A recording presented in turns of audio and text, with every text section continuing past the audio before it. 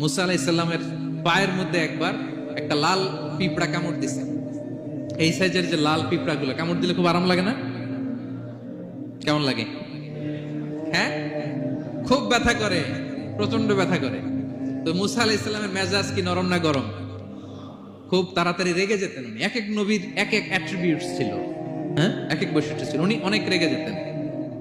উনি থাপ্পড় মেরে একবার ফেরাউনের বাবুর্চিকে দুনিয়া থেকে শেষ, এক থাপ্পড়, এত শক্তি। সেই বুখারীতে এসেছে মালাকুল মাউতকে মারছিলেন একবার। ওই যে ছোটবেলা থেকে মারার অভ্যাস, ছোটবেলায় কার গালে দিছিল জানে না বোধহয়? ফেরাউন। অন্যায় দেখলেই ছোটবেলায় ফেরাউনের গালে দিছে একটা, বড় হয়ে ফেরাউনের বাবুর্চির একটা, এরপরে মালাকুল মাউতকেও একটা। এর কারণ মালাকুল মাউত আবার মালাকুল মাউতের মতো আসেনি, মানুষের আকৃতিতে এসেছিল। তো পারমিশন না নিয়ে ঢুকছে